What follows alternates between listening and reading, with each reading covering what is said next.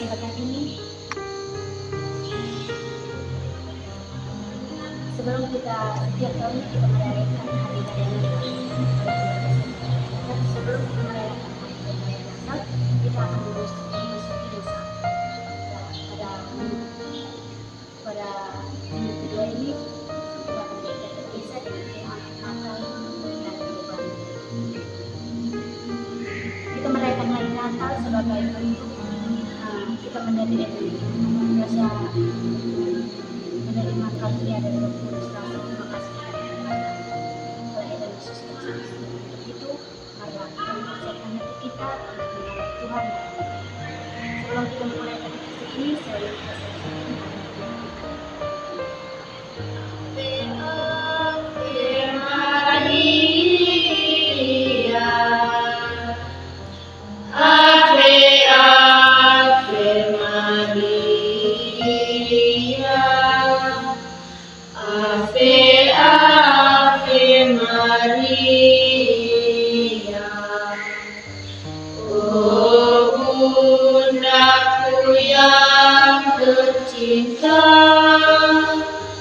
kini aku di depanmu, membawakan nada pujian untukmu, oh Bundaku.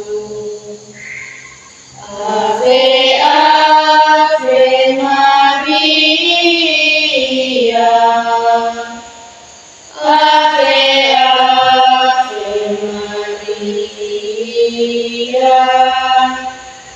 Ave, Ave Maria. Marilah kita berdoa dalam nama Bapa dan Puji dan syukur Tuhan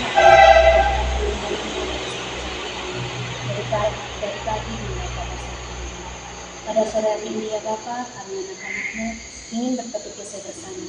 Kiranya Bapa selalu hadir bersama kami, agar apa yang kami baca dan kami dengar dapat kami terapkan dalam hidup kami. Demi Yesus Kristus Tuhan dan Penantara kami. Amin.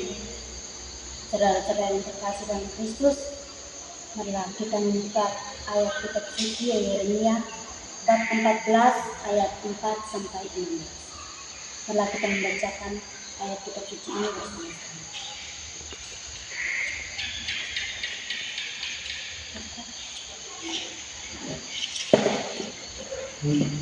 Pekerjaan di ladang sudah terhenti, sebab hujan tiada turun di negeri. Maka petani-petani merasa kecewa dan menyembunyi kepala mereka. Bahkan rusa betina di padang meninggalkan anaknya yang baru lahir, sebab tidak ada rumput muda. Keledai-keledai hutan berdiri di atas bukit gundul, mengapa seperti serigala, matanya menjadi lesu, sebab tidak ada rumput. Sekalipun kesalahan-kesalahan kami bersaksi melawan kami, bertindaklah membela kami, ya Tuhan, oleh karena nama-Mu. Sebab banyak kemurkaan kami telah berdosa kepada-Mu. Ya pengharapan Israel, penolongnya di waktu kesusahan. Mengapakah engkau seperti orang asing di negeri ini, seperti orang perjalanan yang hanya singgah untuk bermalam? Mengapakah engkau seperti orang yang bingung, seperti pahlawan yang tidak sanggup menolong? Tetapi engkau ada di antara kami, ya Tuhan, dan nama-Mu diserukan di atas kami. Janganlah tinggalkan kami. Beginilah firman Tuhan tentang bangsa ini. Mereka sangat senang mengembara dan tidak menahan kakinya. Sebab itu Tuhan tidak berkenan kepada mereka. Tetapi sekarang Ia mau mengingat kesalahan mereka dan mau menghukum dosa mereka. Tuhan berfirman kepadaku, janganlah engkau berdoa untuk kebaikan bangsa ini. Sekalipun mereka berpuasa, Aku tidak akan mendengarkan seruan mereka, sekalipun mereka mempersembahkan korban makanan dan korban sajian, aku tidak akan berkenan kepada mereka, melainkan aku akan menghabiskan mereka dengan perang, dengan kelaparan, dan dengan penyakit sambar. Lalu aku berkata, aduh Tuhan Allah, bukankah para nabi telah berkata kepada mereka, kamu tidak akan mengalami perang, dan kelaparan tidak akan menimpa kamu, tetapi aku akan memberikan kepada kamu damai sejahtera yang mantap di tempat ini. Jawab Tuhan kepadaku, para nabi itu bernubuat palsu demi namaku.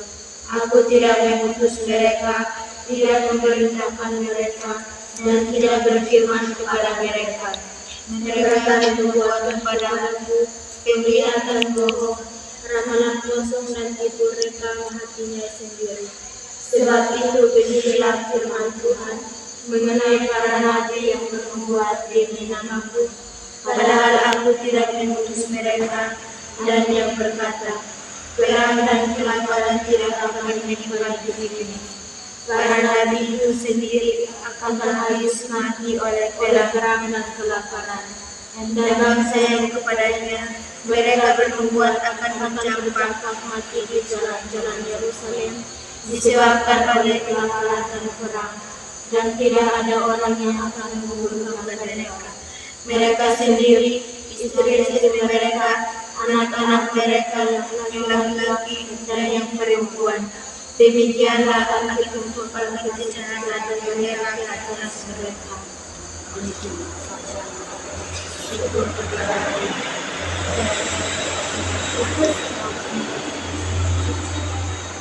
Saya minta kita semua menjaga kembali masyarakat suci dan melihat air mama yang mendekati bersama. Benar dalam Kristus, dan juga bisa sebutkan kembali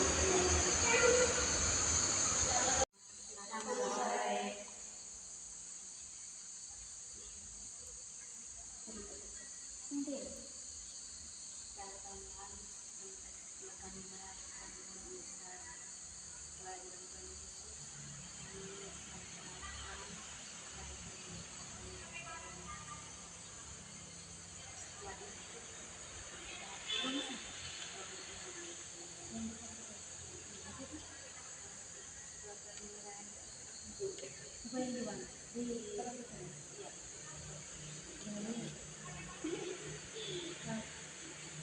Itu bisa jalan apa?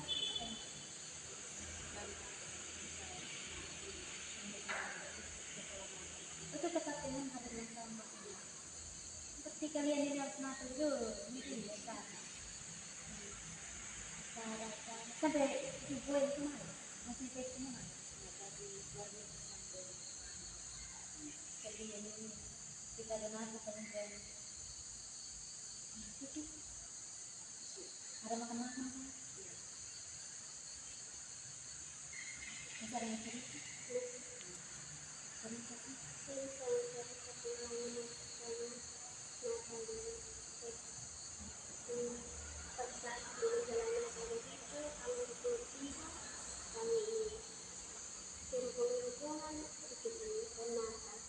Itu baru kau buat?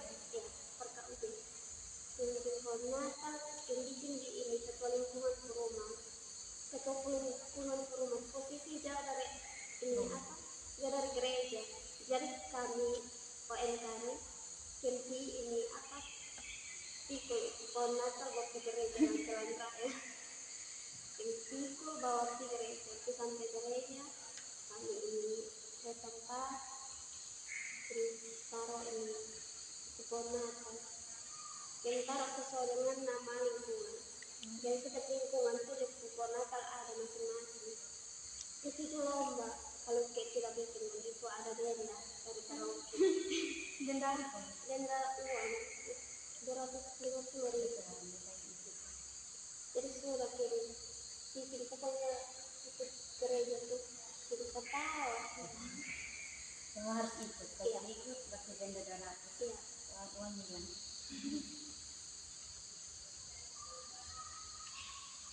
Saya cerita. Ada masalah cerita.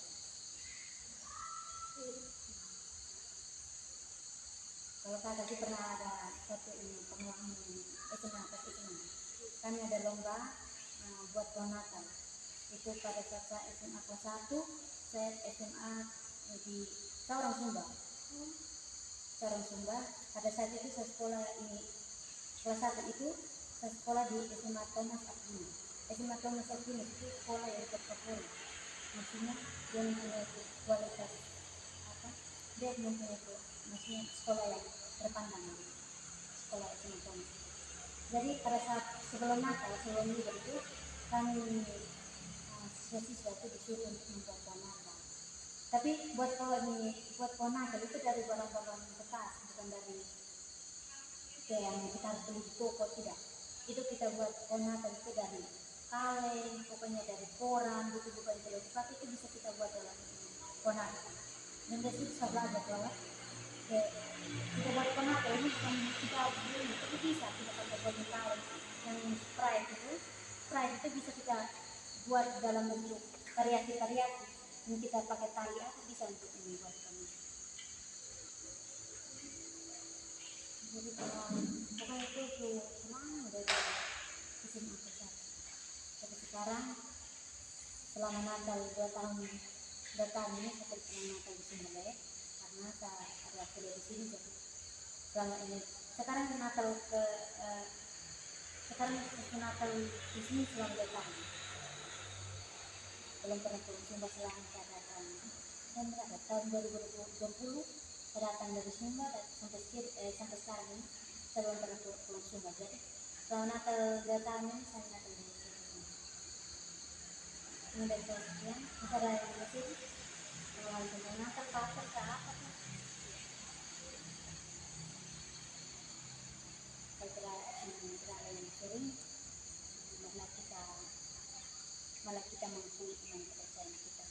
Aku percaya dalam Bapa yang Maha Kuasa, pencipta langit dan bumi, dan akan Yesus Kristus putranya yang tunggal Tuhan kita, yang dikandung oleh Roh Kudus, dilahirkan oleh perawan Maria, yang menderita kasih sengsara dalam pemerintahan Pontius Pilatus, disalibkan, wafat dan dimakamkan, yang turun ke tempat penantian pada hari ketiga, bangkit dari antara orang mati, yang naik ke surga, duduk sebelah kanan Bapa yang Maha Kuasa. Dari situ yang akan datang menjadi orang hidup dan mati. Aku percaya akan Roh Kudus, gereja Katolik yang kudus, persekutuan para kudus, pengampunan dosa, kebangkitan pada kehidupan yang kekal. Amin. marilah kita menyampaikan doa-doa permohonan kepada Bapa.